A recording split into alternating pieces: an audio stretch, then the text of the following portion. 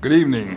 The Madison County Board of Education work session and special session is in order for January 12th, 2023. Ms. Bates, would you do the invocation for us, please? Sure. Dear Heavenly Father, thank you for this day. Thank you for the tornadoes that you sent today and the way that it shows us all of the safety that you provide to us from day to day, and thank you for keeping us safe today. And I pray that as we move forward with this meeting tonight, we would make decisions that make our staff and our children just as safe. In Jesus' name, amen. Amen. All right, Mr. Cubitt. Yes, sir. As far as the Madison County Schools final exemption policy, as we've been going through the policy, I've talked with our 6 high school principals, and I'm finding that there's some things that are going on with exemption policies where we're doing things differently across the district. So what I want to do is, one of the things that came up was how we were treating when there was an out-of-school suspension. And 3 of our schools are treating an out-of-school suspension as it counts against their exemption policy. And 3 of the high schools were treating it as they were counting it towards their exemption policy. So in essence, a child gets expelled or suspended from school for, let's say, 2 or 3 days.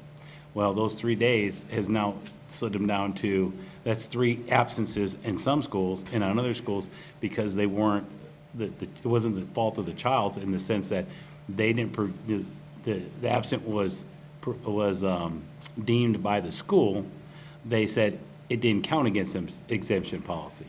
Well, when you start looking at the exemption policy, there is no right to an exemption from a final exam. It is a privilege that a student earns over doing the things correctly, attending regularly, performing academically, and of course behavioral. So one of the things that, talking with the high schools, is they were just wanting some guidance as far as, let's do it systematically across the district. So one of the things that I want to do is, since it is a privilege and not a right, if a child is suspended for behavior, then that should, in my opinion, count against that exemption policy. That is an absence, because they would be there if they could properly behave. So what I want to do is I want to work on the exemption policy. There has also been some parents that have contacted me in reference clarification on the chronic illnesses and how that's being treated. And so what I'd like to do is go ahead and work on the exemption policy and bring it back to you all with some clarifications so that it makes it more systematic across our district, so that everybody's on the same playing field and doing things the same way across district. Makes perfect sense. Any discussion over that exam exemption policy that is forthcoming? I think we need to have roughly the same policy everywhere, and I think it takes time to achieve that. I think it's more moving. Yeah, we had conversations about this in recent memory when we reinstated the exam exemption policy. I know we tried to make some accommodations for students that had routine appointments, scheduled things, and I think we're just going to tailor that up. And it makes sense from a discipline standpoint not to reward behavior by giving them an exam exemption if they've been disciplined from a disciplinary standpoint. So I totally support whatever it looks like. Hopefully it's appropriate for the board. Yeah. Well, I'll get you a draft and I'll send it to the board members for your review. One of the other things we did find as we were looking at it, it's actually been changed from an actual policy to an exam exemption protocol. And it is, as we were searching it, I was searching with a parent trying to find it. We didn't have it in our policy manual because it wasn't a policy, and it also wasn't listed in our academic guide. So I met with Ms. Fanning, who is our supervisor of high school academics, and I spoke with her about it, and we have found a place to put it in the academic guide, and it would be in the appendices, so that way there would be one statement added to the academic guide near the area of final examinations in the guide, and it would say exemption policy C appendix, and then we would actually put that protocol in the academic guide. That way, when parents did call and were asking about it, they would actually have it in a printed form where they could go to the academic guide, find the protocols, and then they would be able to follow it. So we approved that change back to exam exemptions. Was that last year? Did we approve it as a We as a change? Well, April of '22, there was a Right. presentation. So it was a presentation. Was there, I thought there was a vote on it to reinstate the exam exemption. I seem to recall voting because I seem to recall some no's, Yeah, which was fine. I right. just remembered that it was definitely a topic that was not agreed upon by everybody. right. And I seem to remember talking about whether or not we needed to vote on it because it wasn't going to be a policy, and we don't vote on day-to-day procedures, which is kind of what that is. Okay. But I definitely want the board to see what the draft is gonna look like, whether we go with a policy or a protocol. I want to have the support of the board going forward, so our high schools know we're doing systematically from our district level. But we utilized it. Did we utilize it at the end of the? That's how it was, that was how I used identified it. that there was some issues. Okay, all Is right. because some schools were doing one thing and some schools were doing the other, and Gotcha. it wasn't clear. And so this is to clear that all up. Makes sense. Makes sense. Okay? Yep. All right, the second item is the 23-24 Madison County Schools academic calendar. After just going through winter break and coming back, the way the calendar was set up is that we did not have a work day after the last day off from winter break. And we heard from many of our constituents and our employees about the fact that there wasn't a break, a work day in that. And the calendar is a difficult thing because there's so many variables that go into the calendar. But looking at the 23-24, and I actually have a copy for you all to reference, there was a way to go ahead and adjust the 23-24 calendar where we could actually provide a workday after January 1st. And so what January 1st was formerly would have been a student day, and then on September 20th was an actual professional development day.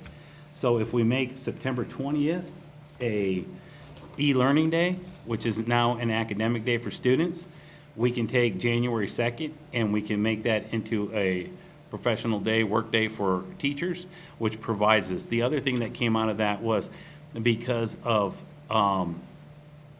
the way when we came back, there was a change in the report card date from, they had asked to push it back a day because we came in later during that week.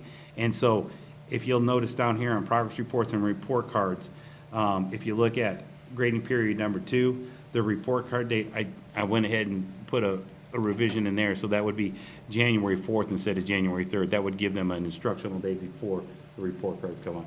So those are the changes that, I'd like to make, and I will, answer any questions of the board, and then I'd like to bring this back later this month for the corrections so that we can go ahead and if the board agrees to go ahead and get this out to our employees so that they know this would. Okay.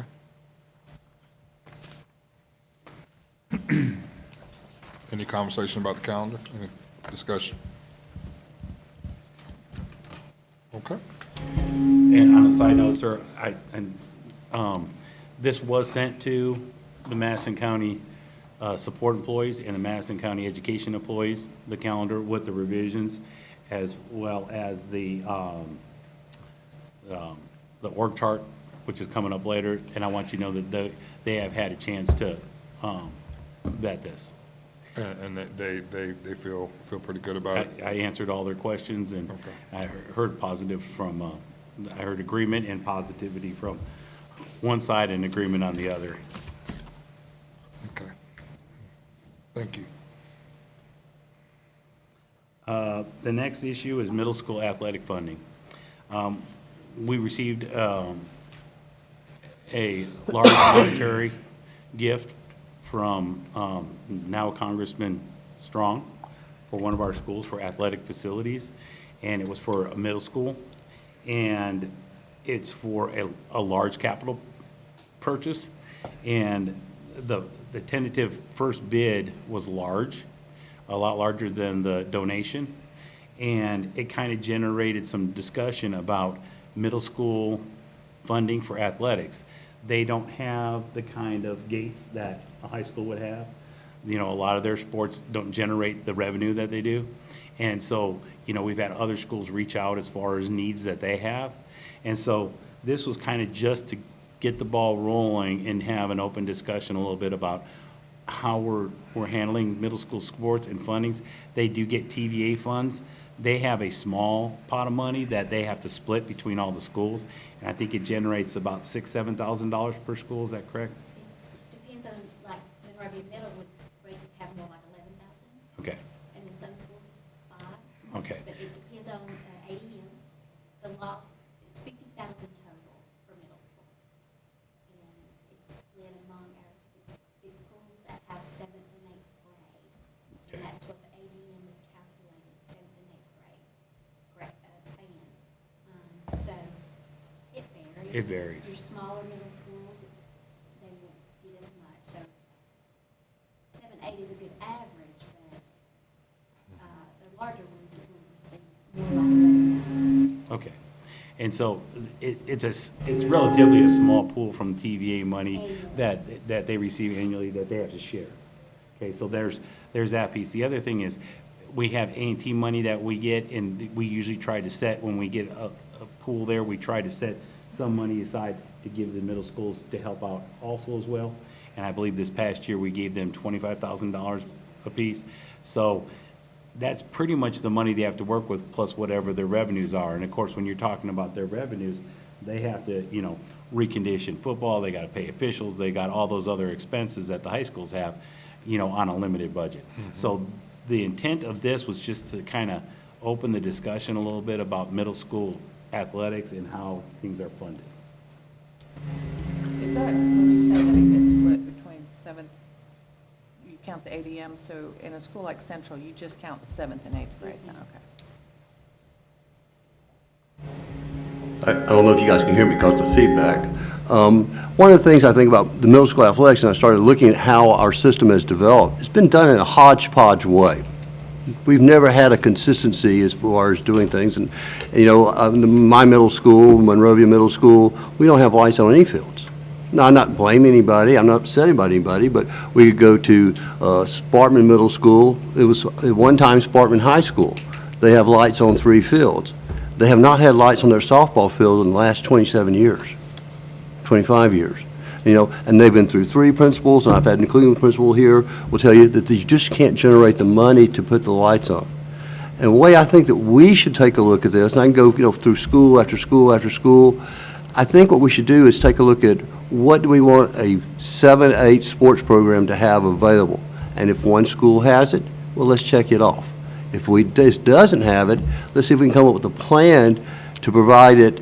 And we can't do everybody at one time. We don't have the, you know, we don't have the financial resources, but we could do one segment one year, and then we could rotate and do another segment one year. So eventually, we can get, you know, lights on fields. We can get field houses built. We can get facilities like for example, sometimes the gyms in basketball. And I remember one board member, previous board member, used to talk about how it's impossible to raise the money for bleachers. We are, in my opinion, giving these very fine administrators a mission that's impossible to do. I don't know how we can help, but we got to start off by saying that what we're doing right now is not working. Well said, Bill. I think, and having the expectation of the booster programs funding all this is not a realistic expectation either. Essentially, you fund it off the back of parents, and at some point, the district has to have some level of responsibility for these facilities. I know historically, Madison County has said we don't fund athletics, but I think we got to get to a point where that's a consideration that we talk about, and how we do it smartly, financially wise. Those are conversations we need to have, for sure.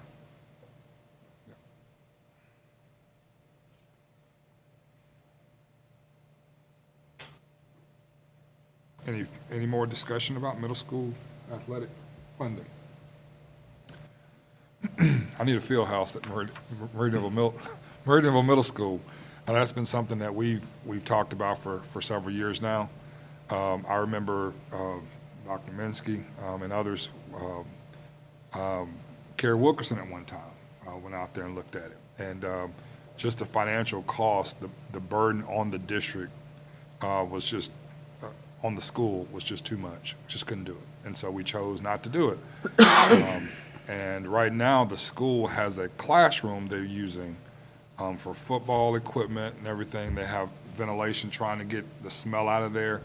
But ideally, that stuff stays in a place where it belongs, a field house somewhere separate of the school. So, but those are definitely conversations we need to have and in the future and see what we can do. And one of the things I want for everybody to understand, the days of a farmer coming out with an auger and doing the work themselves with the community, that has this very specific safety and design considerations from the State Department of Alabama, which we have to meet in some way, shape, or form. So even for something as simple as laying cinder block one after another, it requires state supervision and state approval. Yeah. I think one of the things we're going to have to look at, though, is it's time for us to do our strategic plan again. And that involves community input. And I think we really need to garner that community input and see how important athletics is to our community before we decide what we're moving forward with funding. I agree totally that it's a very admirable thing to fund sports, and it's probably something we should look at, but I think that's definitely something that we should couple with our new strategic plan and the community input we get to see whether or not that's something the community values and is willing to, because it's their tax dollars. And so we need to see whether that's something that they value as a first priority to move forward with considering how to fund. Well said, Ms. Bates. With Mr. Rogers on board now as our athletic director, I've had many conversations with him, and he's doing a good job, and he is actually looking at some of those things where, you know, he has been through some of those projects as far as, you know, putting up lights in, you know, the different fields and field houses and those type of things over the years. So he's already working with Mr. Trewick specifically in reference to this light situation, and looking at, you know, how do we go about and get multiple quotes instead of just taking one, and looking at all those different things. And, you know, he has some different contacts, and so we, you know, he is already, you know, starting on those processes too. So that will help as well, because now we'll have somebody that will be able to actually work with our principals directly and give them a resource to work through this too, so. And he's, you know, being a former middle school coach himself and an assistant principal, you know, he's an athletic director, he's been through those roles, and he understands about, you know, limited gate revenues and how to fund reconditioning of sports equipment and everything else, so that knowledge base will help. So is that just like an hour policy thing for Madison County's school system, or is that, does the state say we can't use that? I'm just asking for my own knowledge. Can't use what? Can't use what? Can't use money for, so we don't fund athletics. Is that a Madison County policy that we have done? Yeah, I think that's There are systems, there are very wealthy systems that do fund their athletics. We don't have that, we don't have that money. Fund those out of local units. Okay, that's what I was asking. I didn't know if, what were you saying? We don't have a policy either way. Okay. It's just been a budget issue and what we prioritized. Okay. I just didn't know, I didn't know. No, we don't have a policy Okay. that states we don't fund athletics, but we just try to do things as we could, but no, there's no such policy. Okay. And, you know, we've had community members, I give an example, we had a community group that was willing to try to build something at Meridianville Middle School. But you just, for legitimate reasons, you just can't do that. You have to have, to Bill's point, you gotta have the state come in and validate the construction, to make sure it's sound. I mean, you just, for safety and others, you just can't. I mean, they were like, yeah, we can get some cinder block, we can put this together. And it's just not that simple anymore. Maybe 25 years ago you could do it, but you just can't do it anymore. So trying to keep the costs low, I understand the rationale behind it, but that's just not something we can do in our district. And I think the way to solve a problem is first let's admit there is a problem. Because again, we have a hodgepodge of facilities. We have a hodgepodge of fields that are lit and not lit, and it has everything to do with the way our school system grew and developed over time. For example, Harvest baseball field has lights. Monrovia Middle School does not have lights. And the reason why is Harvest baseball field, there's no state supervision, and people took an auger, they took a wooden telephone pole, and they put the lights on there. We can't do that anymore.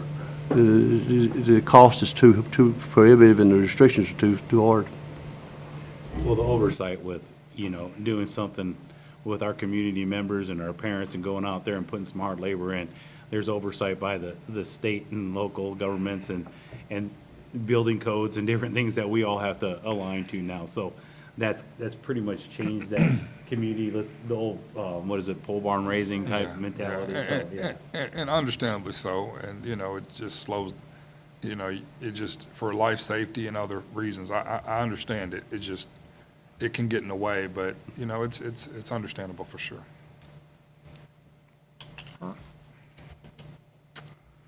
All right, sir. Well, after my experience over the last 8 days in weather, I got quite a dose of that. But Mr. Cuser was very, very busy over the winter holidays, and I've asked him to come and give you an update of the damage that our schools have received over the holiday with the cold snap that went through. So, Mr. Cuser? Good afternoon, everyone. I would like to say, before we get started, that as large as our system is, with the multiple facilities, multiple campuses, and each campus having multiple buildings, over 4 million square feet of learning space now, I think what we experienced was very minimal. We took a lot of precautions in the very beginning, and I have a list for you to show you what we did experience. But overall, and I've talked to many, we've done well. Unfortunately, Riverton Intermediate was our worst, and we'll go through that list and tell you how we prepare, and then we'll open it up to questions. You feel free to ask me questions when we get there. As far as preparations, when we first started getting notifications that this weather was coming into our area and going to stay, first thing we did many days before was send out an email to all of our plant managers and principals throughout the county to prepare for the freezing weather and the forecast and what was going to happen. With that, in the details of the email was that I would have the systems running, the BAS, our mechanical systems running 24/7 during those predicted cold days, for them to take care of any athletic areas that they might have and any known troubled areas that they might know. So everybody prepared days early for this. And, well, there I am. I've scheduled the MCBOE facilities to run 24/7. What I mean by that is I had them run in an occupied temperature. Even in the best days, mechanical units are going to give you 20 degrees difference. So if you're going to be at zero, I was trying to keep them as close to operating temperature as we could throughout. So there again, I think we did well. So on 12/23, talking about the rolling blackouts, that did not affect or cause any of our issues. But as we all know, we started experiencing those. So even the day before, on 12/23, Chris Keys is our account manager of Huntsville Utilities, had reached out to me. I actually got to talk to Mr. Heath Jones as well. He's in the EMA, and I guess all of that is part of it.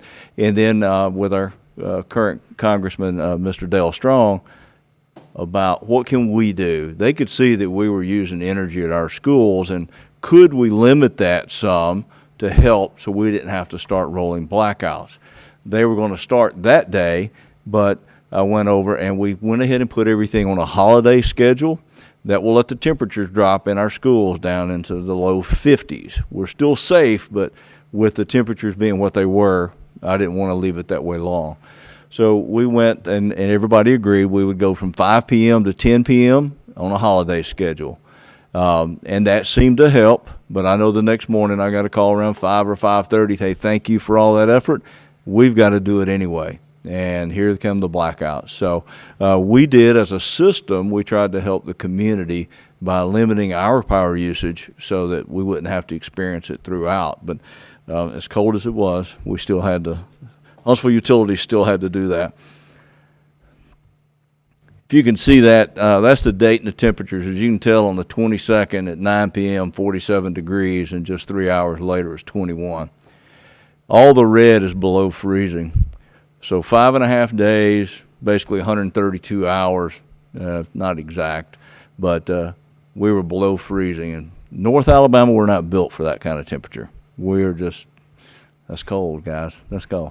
So that's what we were experiencing. We'll have to look at that. That's a website that I went to get the hour-by-hour wind chill, the temperature, everything. It's a pretty neat little site. So here's the facility issues that we experienced throughout our system. Riverton Intermediate, we ended up with a frozen and burst fire sprinkler. That ended up being an insurance claim. Yes, it was inside the building, above the acoustical ceiling and just below the fire ceiling, and it froze and burst.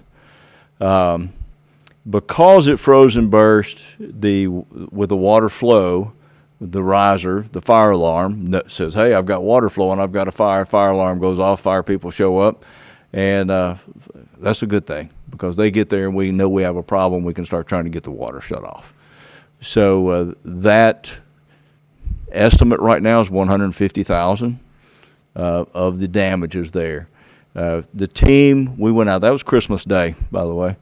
But we had about 16 to 18 people show up out there to help us push water out of the school, get the standing water off of it. Next day I had Minor Enterprises. They do remediation. They showed up there on site. We started cutting drywall, pulling floor, pulling carpet, getting it ready for school. We knew we had to get it back.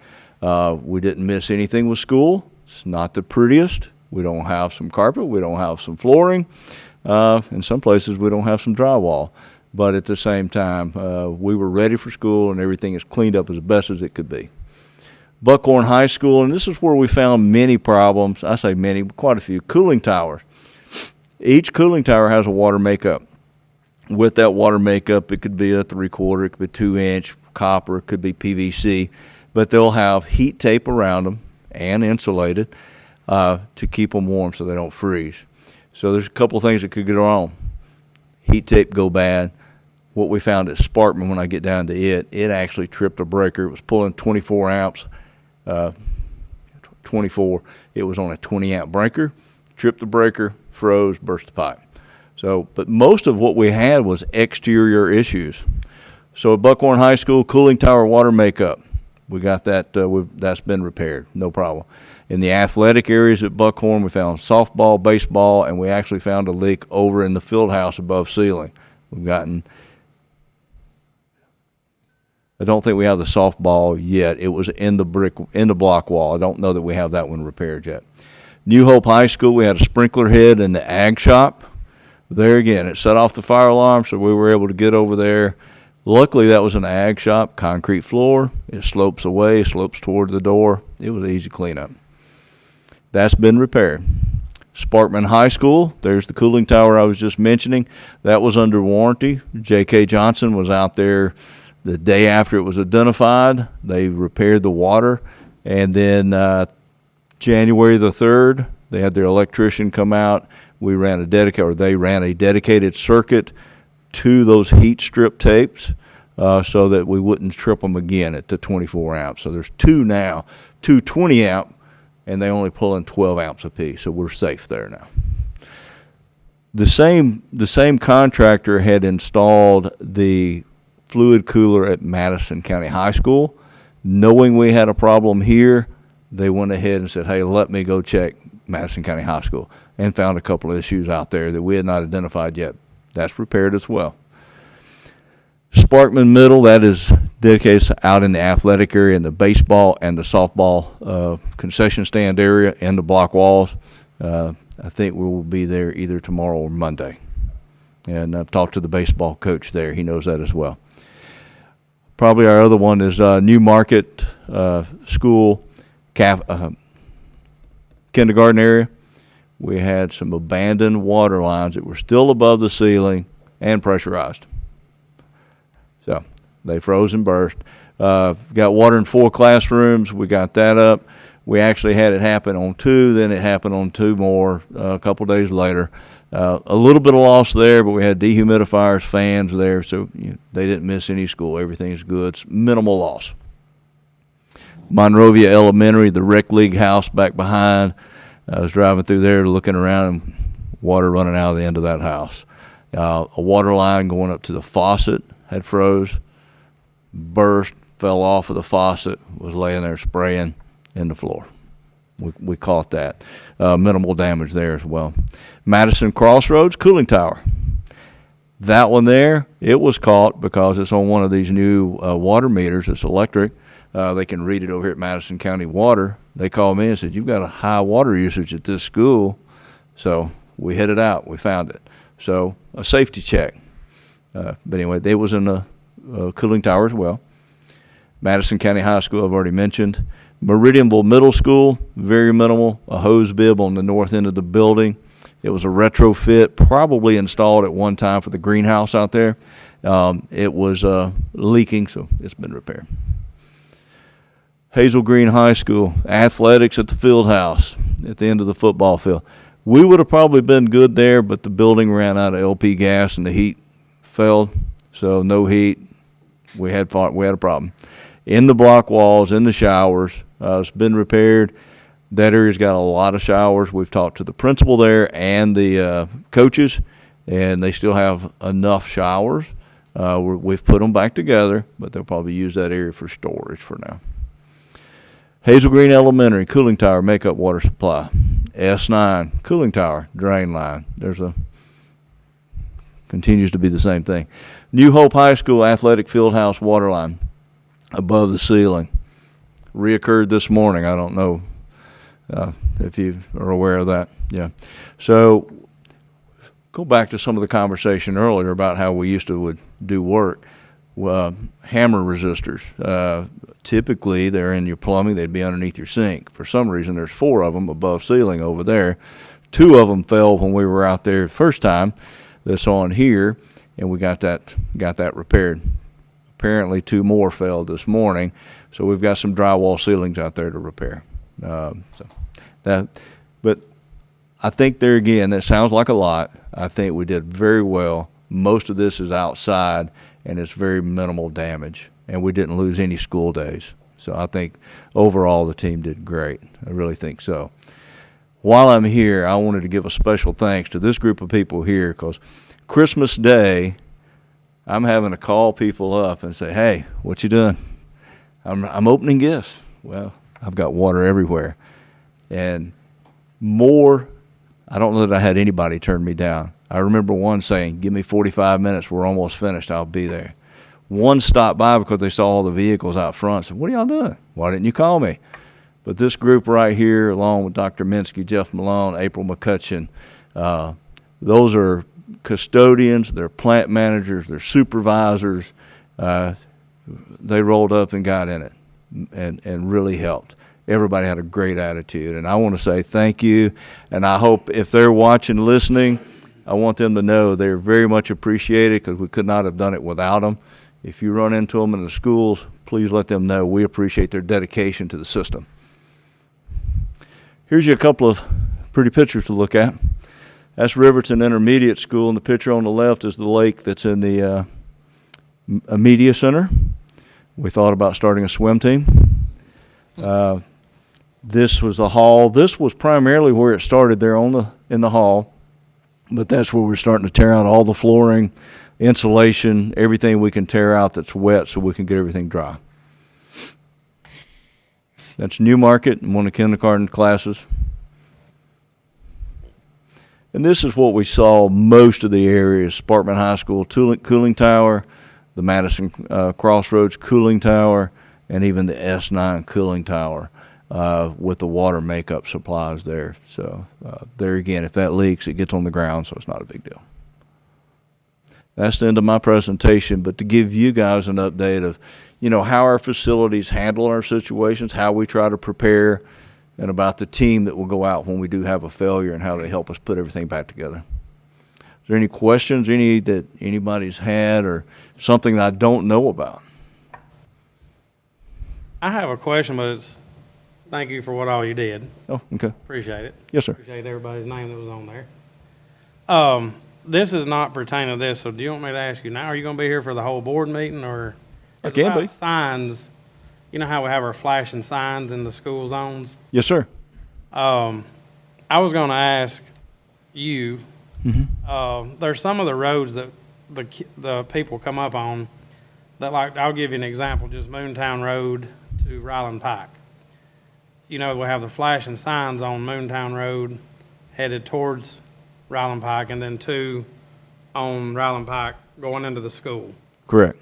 If you live in Central Estates, coming from that subdivision, if you come out, you don't know that people might not know that there is a school zone there. Do you get what I'm saying? So they're going to come out in the middle of the school zone.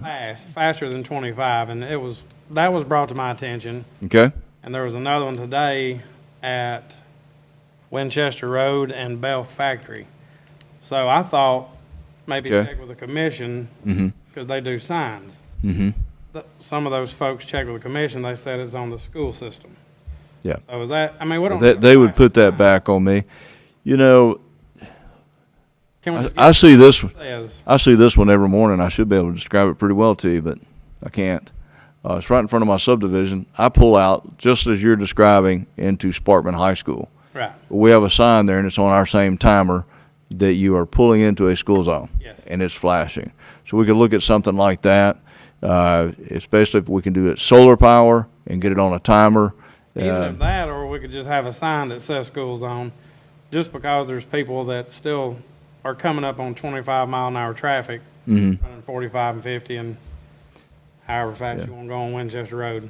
Right. The lesser expensive, obviously, is just a good sign. Yeah. You know, something that would draw attention that you're going to be in that area, school zone. Then if that didn't help us slow the cars down, we could always go to the next step with a flashing light. Yeah. And then, like I say, that is timed the same as the others. I've seen the one at Sparkman, and that, coming out of that subdivision, Yes, sir. I've seen that one, that's, yeah. So, yeah, if you want to text or email me those, the corner lot, the street names, I'd be glad to go by and look at that. Okay. Yeah. Thank you, sir. Anything else? Okay. Board, I just want to echo Mr. Cuser's, just our people, the quality of people that you have working for you is unbelievable, that on Christmas night, they left their families and they went out to help in schools that needed, cleaning up. And I just echo the accommodation that fantastic people we have, and, we couldn't do with if it wasn't for the employees that we have in this district, even today with the weather.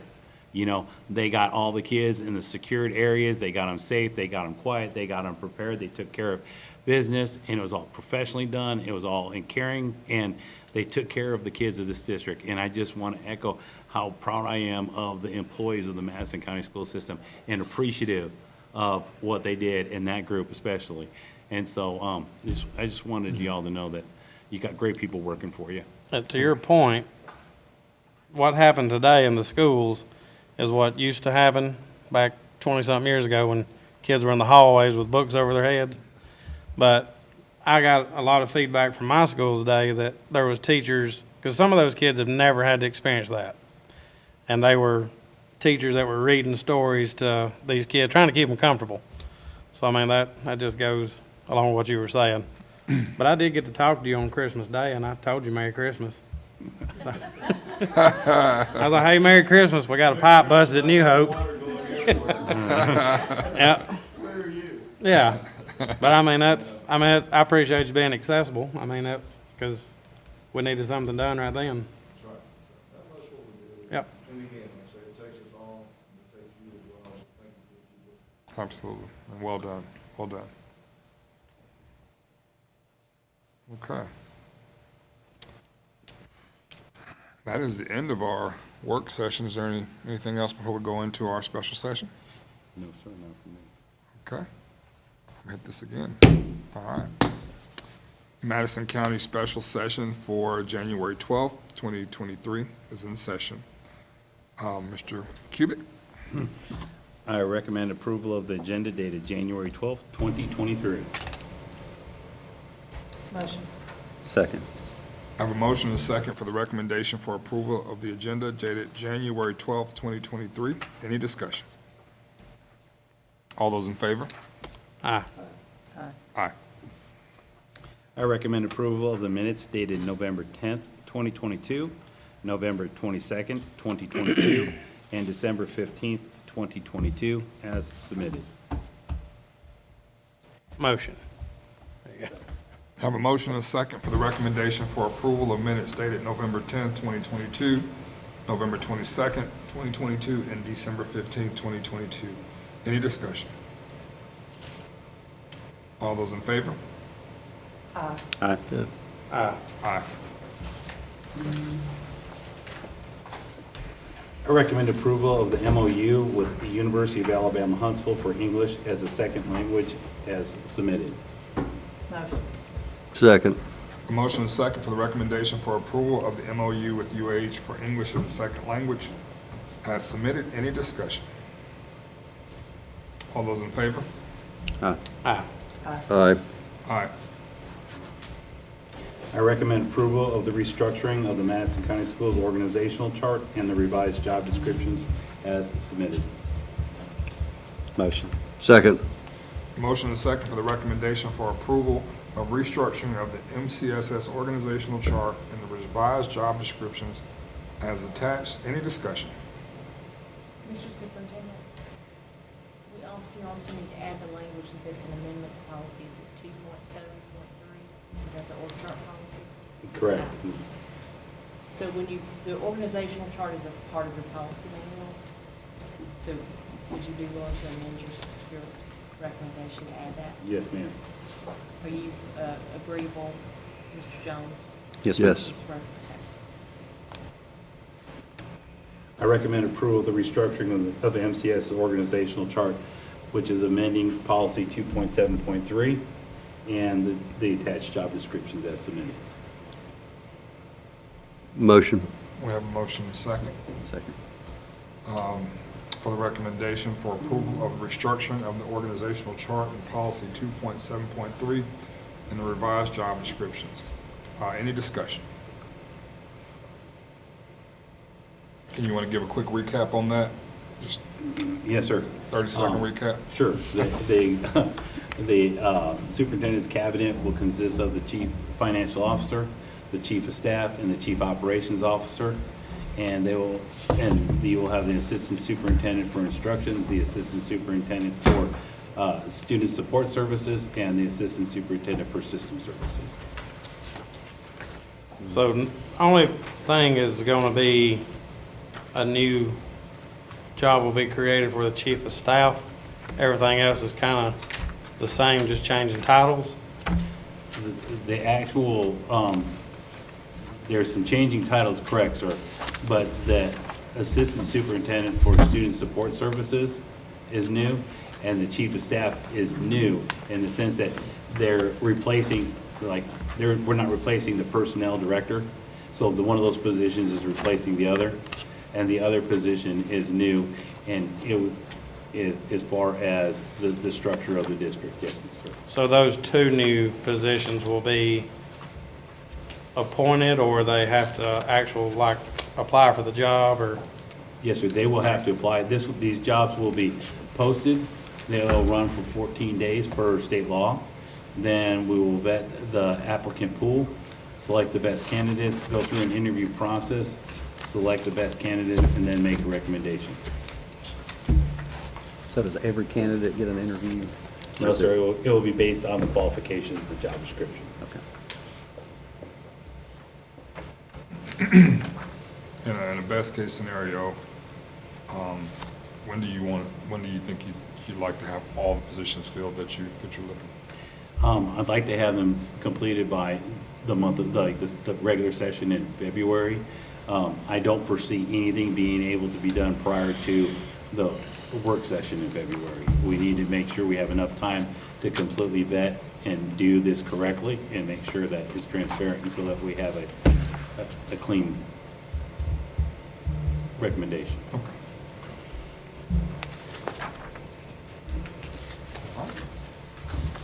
Any further discussion on the job descriptions, organizational chart realignment?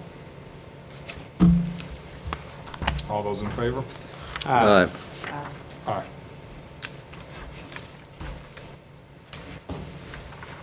I recommend approval of the MCSS capital plan updates as submitted.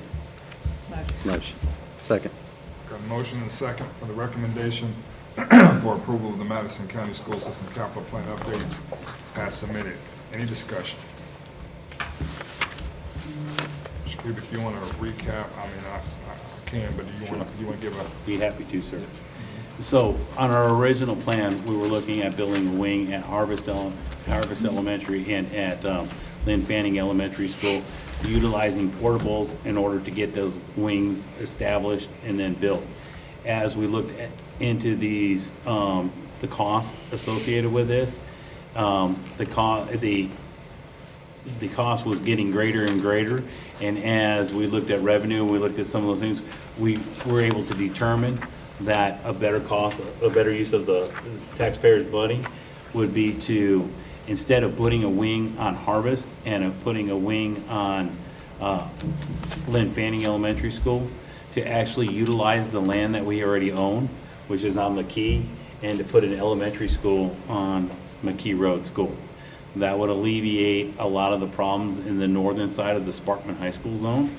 And then we're going to look at doing a little bit of rezoning out in that area, as well as some from Harvest Elementary down to Endeavor, and from Madison Crossroads Zone down to Monrovia Elementary School, some from Sparkman Middle School down to Monrovia Middle School. This will alleviate some of the pressure immediately as we're going through the process of building McKee Road. In the Hazel Green Zone, we're going to look at doing some grade configuration changes there to shift some of the growth so that we can go ahead and adjust where we have extra growth and extra room in some of our schools, so that way we can go ahead and adjust that. And that would be looking at making some changes to keeping fifth grade at Hazel Green Elementary School, and looking at grade configurations for Lynn Fanning and Morse Mill and Meridianville Middle School. Now, we have the issue of our desegregation order and the Department of Justice and the LDF, and, you know, if approved, we are going to have to go through the process of submitting this and getting their approvals, along with the fact that we are going to have some community meetings and let them know and make them aware of what the changes we are looking at and moving forward. So we want to make sure that we talk to our communities and make sure that they know and the rationale for why we're doing this. This is not something that we look at haphazardly. This is something that we need to do just because of the way the growth is occurring and as quickly as it's occurring. So that is the update, is to really remove the two wings. We're going to keep the portables on there so that we have 4 portables that we have budgeted on there, because we don't know where we may need them. We don't have them specifically allocated at this time to a school. We'll look and see where we may need to put those. But the biggest change is, instead of doing the wings at Lynn Fanning and Harvest, we will be moving forward and building an elementary school on the McKee Road out in between Tony and Harvest, north of 53. Is that a K-5? We're looking at a K-5, possibly a K-6 setting. You know, we'll determine what the, you know, how the zones, you know, what the zone lines are and what the size of the school will be, but it'd be a K-5, K-6, would be somewhere in that, one of those two grade configurations is what we're looking at. So with the changes in grade configurations in District 1, we buy a little time for ourselves. I'd say we may buy maybe 2 to 3 years, 3 to 4 years. What do you think as far as before we have to make some decisions on a school out in the Hazel Green, Meridianville area? I would feel comfortable with saying 2 to 3. I think 3 to 4 is a possibility. It really is going to depend on how things progress north. Because if you're looking at the zone as a whole, you'll see a lot of the growth is already kind of solidified because there's less room in the southern side of the Hazel Green zone. As it's moving north, there's more land as it continues to grow north, just like in the Sparkman zones. You know, as you move north from the hub of Monrovia, it begins to, there's more growth going on that way. So, you know, we do have plans and, you know, as we move forward to look at, you know, building out in the Hazel Green zone as well, because we do realize that that's the next area of greatest impact. And we're looking at a middle school out that way. We do intend to continue to have our capital meetings and start looking at not just, you know, the immediate, but also where are we going to do. And so, you know, Mr. Brooks is on our capital plan. And one of the things that he and I had talked about was I wanted to have more of, and I talked with Mr. Cusord about this, more of a regular quarterly meeting where we can at least talk about updates as to how things are going, as well as what are we looking at, so we can try and get ahead of the curve instead of always chasing it. And unfortunately, because the growth is so dramatically quick, I think we're kind of in a constant chase right now. But we do feel like this is a great approach. Funding-wise, after talking with Ms. O'Bannon at length about this, our intent is to go in this, to build as we go. And so, yes, ma'am? Pay as we go. Sorry, build as we go and pay as we go. No, build the school and pay as we go instead of looking at having to leverage money. So the grade configurations in Hazel Green area, how far will that, if we do that, you're thinking that's gonna buy 3 years, you said? We're hopeful 3. On the average for the schools, it's opening up about 150 seats per school as far as under capacity, what we're proposing. Some of the schools, it's even greater. When you look at Meridianville, I think it's around 230, 300, and Hazel Green is around 300 as well. So even with the grade configurations, you're looking at 200 to 300 at Monrovia, 200 to 300 over at Hazel Green Alley, 150 at Moores Mill, and 150 at Lynn Fanning. So that's what we're looking at there. Over in the Sparkman and the Tony Madison Crossroads zones, moving the kids out of the Madison Crossroads zone is about 80 kids out. And the number doesn't sound great because their ADM was around 980 at Madison Crossroads, so moving it out, they're still at 900, which is a large number for an elementary school, but 80 kids less on Madison Crossroads is definitely helps. And then about 130, I believe it was out of Harvest Zone moving south. So we really believe that this is a good plan moving forward. At least we're addressing things immediately and trying to make a difference immediately in our schools. Now that rezoning will begin next calendar School year. Yes, year. we're looking for next school year, but again, we still have to go through the desegregation order, we have to go through the DOJ and get approval for that. And we do want to have those community meetings, set those up so that we can have an opportunity to meet if people want to come out and discuss this and talk about this. Okay? And I want to make sure everybody understands, the county commission says that we're growing between 2,500 and 3,000 houses roughly a year, is what I understand. So the growth is everywhere. And right now, we're doing our best to manage it by making sure that every classroom is full or near to full.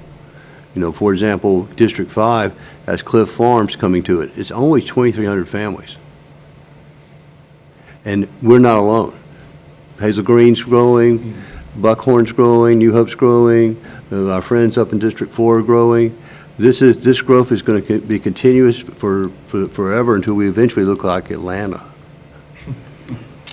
And I think, you know, with that growth, obviously there'll be additional revenues coming from those houses. But as I've shared with the board and I've shared with the superintendent, my hope is that as soon as we have a county chairman, we establish a meeting. So with the goal of having a joint meeting with the county commission and the school board to discuss revenues and how we can improve our school district going forward. They need to understand the needs that we have. They need to see what we're operating with and see how they can be a partner with us as we grow. We have to have that meeting, I would say, in relatively short order.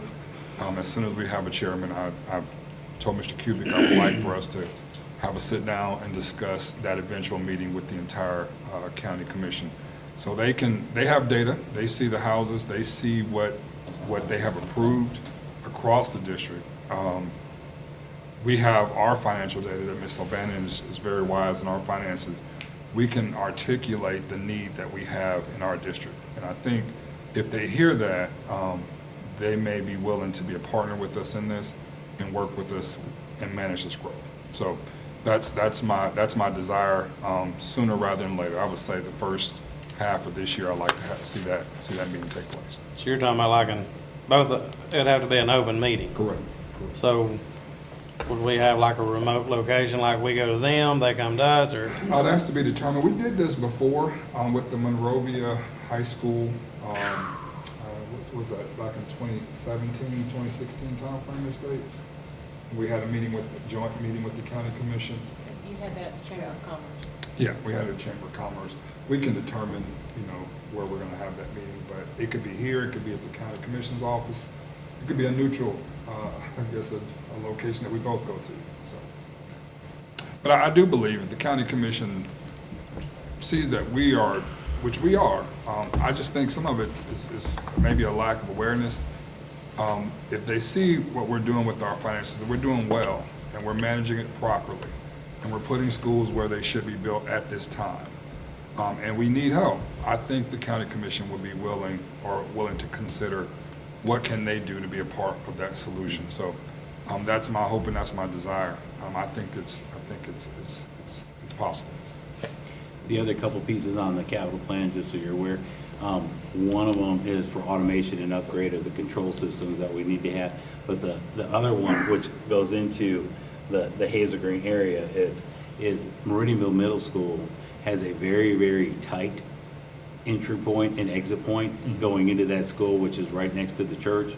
And we have put in there as well infrastructure in there because, with the great configuration changes, more will be going into there. So restructuring the infrastructure so that we can widen or come up with a plan to address the entry and exit points from Meridianville Middle School, which is coming off, the 231, 431. So that was the other piece that was in there. So those are the things that we're looking at as far as the updated capital plan. What was the automation upgrades and control, what was that? Mr. Cusor, could you? The automation upgrade is all of our, just like when I was talking about earlier, our building automation system that I had it running 24/7. So all of our schools have AS, they have different little servers at every school. We're basically running on like Windows 97 right now. And to continue to get the value of what we've been investing with the Snyder building control, we need to do an upgrade throughout the county to move to the next level. You said Windows 97? Ms. Nikki back here can tell you. 98? Windows 7? Okay. Oh, what did I say? 97. Oh, I'm sorry. That's why you're on me. I'm with it. It's better. Yeah, that's okay. Not much. Still not right. No, it's still not great. Windows 7 is discontinued, so it's time. We are Lindsay along, and she's been helping us quite a bit, and we just need that so we can get back and have full control of what we've been investing in, and be able to keep, occupied time, just all the things that we do with the building automation system. So that includes physical servers, that includes, I guess, controllers in the schools? Yeah, most of it will be through the servers and the AS units in each school. We have two schools that were built after Snyder come in and did our upgrade. One of them was Madison County Elementary, and the other one being Morton Mill. We're going to bring those up to the same level of our other schools, along with the schematics that we see on screen. They're different because they came in and they had a subcontractor do that. So that will also bring that up. The upgrades to Hazel Green High School, the mechanical upgrades upstairs, downstairs, that's a little bit of a different system as well, and that will get us, that area on the same level. So we're going to take these areas that have been upgraded or built at that time and get them to the same as the other. And from talking to, I think, Nikki, she's the expert on that, but then they all have different IP addresses, and it helps us with diagnostics, and they can drill right into a unit, just those type of things, probably something you understand.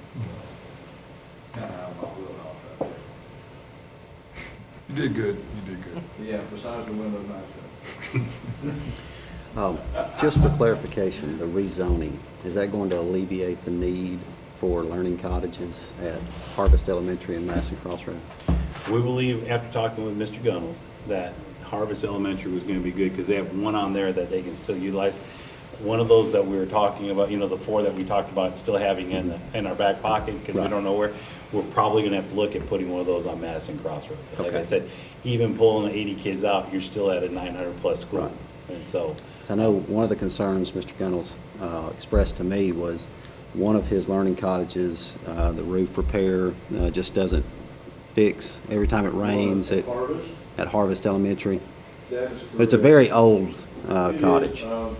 It's not as bad as we have some. And I will say, talking to Mr. Gunnels when he was in there, with the change, the way he was describing me, would not need that. Okay. And I know Ms. Fisher expressed concern that she would need some cottages as well. So I'm happy to hear that hopefully that's going to pan out then. yes, sir, we already have that as marked as an area of concern to look at, Okay. is Madison Crossroads with Learning Cottage. Mr. Kuzar, I believe, has already looked at plans and all, and possibilities of where one could go. Is that correct, You sir? remember where the old ones were? I do. I think they, they've got a little picnic tables there now, but it's the best place. They're safe, they've got a canopy there, good level elevation, so that's what we're looking at. Okay, thank you. I mean, but just, you know, we call it build as you go, or is it pay as you go? Pay as you It's go. pay as right? you go. We're gonna build it correctly, not as we go, but we will definitely pay as we go. But These it- are shown as funded in the Right, right. capital planning review too. But it's safe to say that without some additional supports by way of revenue, that we couldn't build another school in the next 5 years, correct? Okay. So, once again, we definitely, in short order, need to get with our partners, the commission. They've been kind to us already. They've done some wonderful things with us in partnership. I know our commissioner, Mr. Brandon, has been great for the schools, but it's time to really engage them as a board collectively. And they need to know the needs that we have. And I think, the expectations of our community, they're going to want to make sure we're on top of this, our community members. They're going to want to make sure that we've done everything we could do financially to make sure these schools can be built and their classrooms aren't massive, 30 kids to a classroom, 35 kids to a classroom. They're going to want to know that we're on it. So I think it's a great time to re-engage the commission. Absolutely. Mr. Curry, to speak to that point, looking at financially what we could or couldn't do, other than an elementary, that is about the only school that would be, adequate for us to build with this funding. We couldn't go to a middle school setting or anything greater than that. Okay, that's the first thing. The second thing is like, you're exactly correct. We are very good stewards of the money that the county and the community members trust us with to run the school district. And we're doing everything that we can to milk this turnip to where it's no longer pink, purple, or anything. It's pure white, and there's no juice coming out of it anymore. But I just want you to know, I look forward to the opportunity to engage with our county commissioners and talk to them about what we have done and what we need to do, and seek their help in helping the district and, continue to provide the quality education and facilities that we have. Okay. Any more discussion on the capital plan? Okay. All those in favor? Aye. Aye. I recommend that the employment of employee number 1, special education aide at Hazel Green Elementary School, be terminated effective January 30th, 2023. Second. Let me see your sheet right now. The way you got it. I have a motion and a second for the recommendation for employment of, termination of employment of employee number 1, a special education aide at Hazel Green Elementary School, be terminated effective January 30th, 2023. All those in favor? Aye. Aye.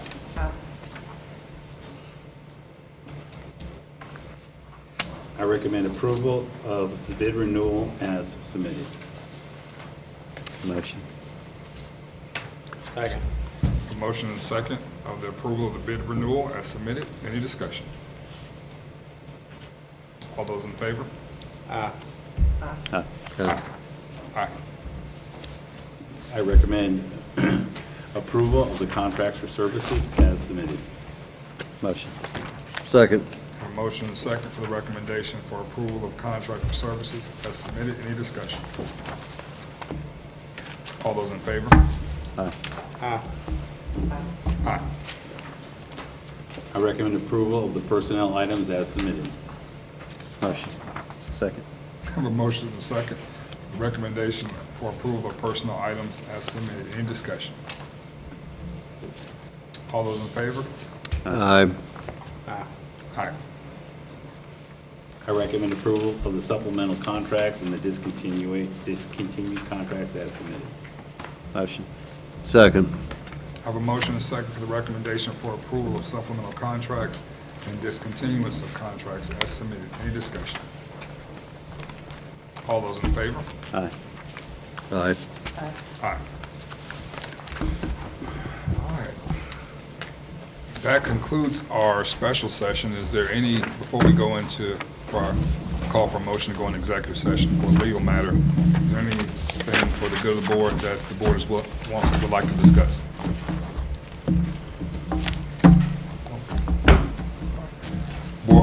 Board training was good, new board member orientation was solid? It was great. Okay, Really enjoyed it. Good information, well presented, learned a lot. okay, very good, very good. Okay, Mr. President, I have a certification for the executive session. you have a certification, okay? All right, I need a motion to go into executive session. Motion. Second. All those in favor? Aye. Meeting is adjourned to executive session.